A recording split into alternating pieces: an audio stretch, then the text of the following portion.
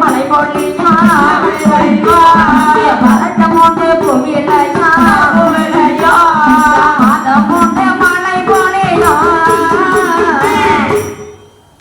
அங்கே மாதமோண்டு மலை போலியா பரட்டமோண்டு புவிலையா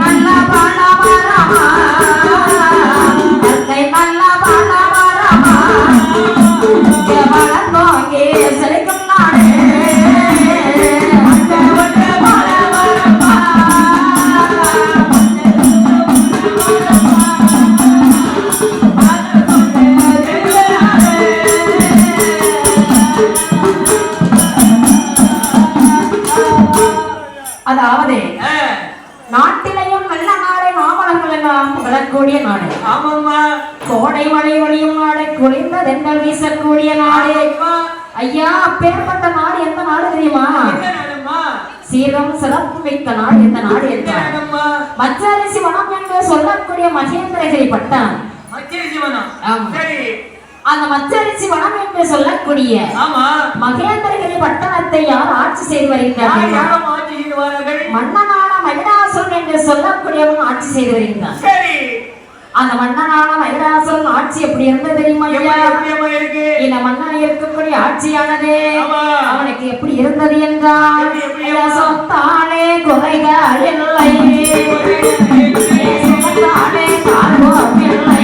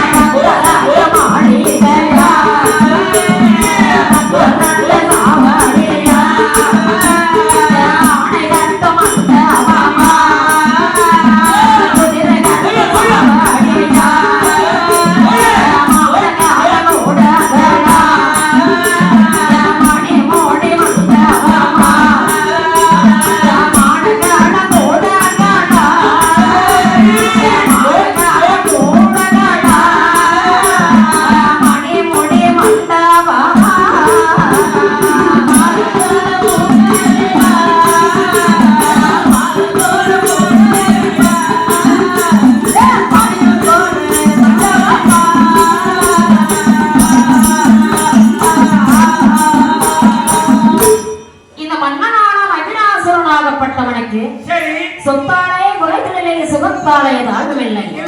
என் அரங்க மாளிகை எதிரே இரண்டு சாவடி, பக்கரங்க மாளிகை பக்கமெல்லாம் சாவடி அமைத்து சீரம் சிறப்புமாகவே ஆட்சி செய்து வருகின்றார். அப்படி இருக்கின்ற போது ஒரு நாள் நிலத்திலே உண்ட மயக்கம் தொண்டனுக்கு உண்டல்லவா? ஐயா, உண்ட மயக்கம் எல்லாத்துக்கும் வரத்தான் செய்யும். உங்களுக்கு வருதா? நீங்க சாப்பிட்டோம்னா உங்களுக்கு வந்துருவீங்க. உங்களுக்கு நீங்க சாப்பாடு 12 மணிக்கு தான் நான் கொடுக்க சொல்லியிருக்கேன். ஏன் கேளுங்க, இப்பவே வயிற்ற நிறைச்சிட்டோம் வைங்க, நீங்க உட்கார்ந்து தூங்க ஆரம்பிச்சிருவீங்க. அதனால நிகழ்ச்சி எல்லாம் முடிஞ்சு அம்மா திருவிழா முடிஞ்சு அப்பதான் உங்களுக்கு சாப்பாடு. அப்படி உண்ட மயக்கம் தொண்டனுக்கு உண்டு அப்படி என்கிற நிலையிலே இந்த மன்னான மகிடாசுரன் நல்லா இருக்கிற சாப்பாட்டெல்லாம் அறுசுவை உணவுகளை எல்லாம் சாப்பிட்டு முடித்து உப்பரிகை மாடிகளை போட்டு பஞ்சநமத்த கட்டுல படுத்து நல்லா உறங்குகின்றான். ஆமா, மறுநாள் தினத்திலே தூக்கம் கலைந்து மறுநாள் காலையில எந்திரிச்சு அப்படியே பார்க்கின்றான். அப்படி பார்க்கின்ற போது இந்த மன்னன் எடுக்கக்கூடிய அரண்மனை அருகிலேயே வந்து, அதாவது தத்தி நடந்தால் 4 காடு, தானா நடந்தா 2 காடு, அதாவது ஊருக்கு போனா 8 காடு. ஆமா, அது என்னையா தத்தி நடந்தா 4 காடு, தானா நடந்தா 2 காடு, ஊருக்கு போனா 8 காடு. அப்படின்னா என்னையா அர்த்தம்? உங்களுக்கு ஒண்ணுமே தெரியாதா? ஐயா ஒரு குழந்தை பிறந்து தத்தி தத்தி நடக்குது. அப்புறம் 2 கைய ஊனி 2 காலை ஊனி நடக்குது. அப்ப அதுக்கு 4 காடு. தானா நடக்கும் போது யாரையுமே தொடாம பிடிக்காம தானா நடந்து வருது. அப்ப அந்த குழந்தைக்கு 2 காடு. ஒரு மனிதன் வாழ்ந்து முடிந்து சிவபெருமானின் பாதங்களை சென்று அடைகின்ற போது 8 காடு. ஏன்னா அவரை தூக்கிட்டு போனோம்ல ஐயா. 4 பேர் சேர்ந்து தூக்கிட்டு போறாங்க. 4 பேர் சேர்ந்து தூக்கிட்டு போகும்போது 4 2 8 காடு. அப்படி 4 பேர் சேர்ந்து ஒரு மனிதனை சுமந்து கொண்டு போய்கொண்டே இருக்காங்க. அது சும்மா போனாங்களா? மேலாதாரத்தோட சுமந்து கொண்டு போய்கொண்டே இருக்கிறார்கள். பார்த்தா மன்னனான மகடாசுரன் என்னடா ஒரு அதிசயமாக தெரிகின்றது. ஒரு மனிதனை 4 பேர் சேர்ந்து தூக்கிட்டு போறாங்க. என்ன காரணம் தெரியல. அப்படி அந்த மந்திரியாரை அழைத்து விவரமெல்லாம் கேட்ட போது ஐயா மந்திரியாரே என்ன காரணம் ஐயா அந்த மனிதனை 4 பேர் சேர்ந்து திருப்பி போறாங்க? என்ன காரணம்? ஐயா அந்த மனிதனாகப்பட்டவன் இறைவனின் பாதத்திலே சென்று விட்டான். அதாவது இறைவன் இடத்திலே சென்று அடைந்து விட்டான். அதனாலதான் தூக்கிட்டு போறாங்க. அப்பதான் அந்த மன்னனான மகிடாசுரனுக்கு மூல வேலை செய்யணும். பிறப்பு ஒன்று இருந்தால் இறப்பு கட்டாயம் நடைபெறும். அப்ப நமக்கு கட்டாயம் இருக்கும். அப்படியானால் நாம் இறப்பு என்பதே நமக்கு இருக்கக்கூடாது. ஏன்னா இந்த நாடு நகரம் பொருள் தோட்டம் தருவ அத்தனைக்கு நான் தான் சொந்தக்காரனா இருக்கணும். இந்த இடத்துல எப்பவும் நான் தான் இருக்கணும் அப்படின்னு மனதிலே நினைத்துக் கொண்டேன். மந்திரியாரை அழைத்து அருள் ஐயா மந்திரிய ஆசை கொண்டு சொல்ல கேளு அந்த மன்னவானை எடுத்து வைத்த வேலையில ஐயா மந்திரே ஆசை கொண்டு சொல்ல கேளு அந்த மன்னவானை எடுத்து வைத்த வேலையில சாகாமல் இருப்பதற்கு மானசானை சொல்ல வேண்டும்.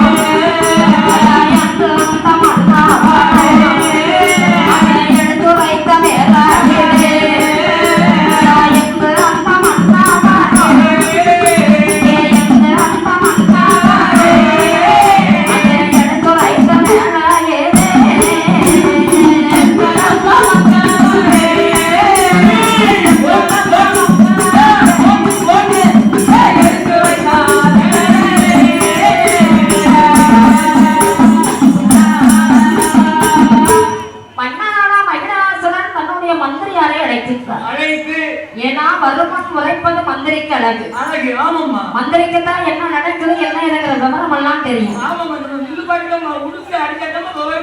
உடுக்கு அடிச்சாதான் வில்லு, உடுக்கு இல்லன்னு அது வில்லு பாட்டு கலந்து வருமா? அடி அடிக்கிற பாப்போம்.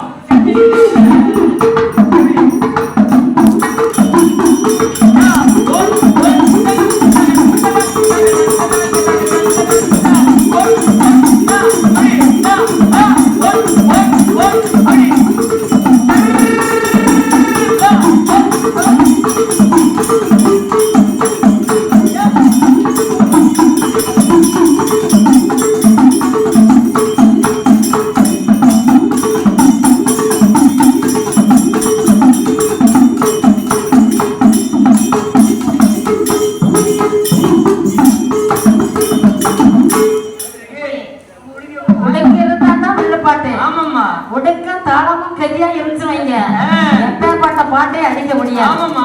தாளங்கிறது தாய். தாய் இல்லைன்னா பிள்ளைக்கு நல்லா இருக்கும் ஐயா. பிள்ளைக்கு தாய் இருந்தா தான் நல்லா இருக்கும். அப்படி இந்த மன்னனான மகிடாசுரன் பார்த்து கேட்ட உடனே ஐயா நீங்கள் எப்பொழுதும் இளமையா இருக்கணும்னு சொல்றீங்க. எப்பொழுதுமே 16 வயது நிறைந்த மார்க்கண்டையனாகவே வாழணும்னு சொல்றீங்க. அப்படியானா அப்படியெல்லாம் வாழ வேண்டும் என்றால் ஆதியும் அந்தமுமாகிய ஆண்டவனாகிய சிவபெருமானை நினைத்து சிவ தவங்களை செய்து வந்தீர்களானால் நீங்கள் எப்பொழுதும் இளமையாகவே இருக்கலாம் அப்படின்னு சொன்னதுதான். உடனே பார்த்தா மன்னனான மகிடாசுரன் ஆண்டவனை நினைத்து தவச்சலைக்கு வருகிறான். பார்த்தா அந்த மந்திரியாகப்பட்டவர் மன்னவரே இப்படி எல்லாம் போகக்கூடாது அப்படின்னு ஆடை அணிகலன் ஆடம்பரங்கள் ஆண்டவன்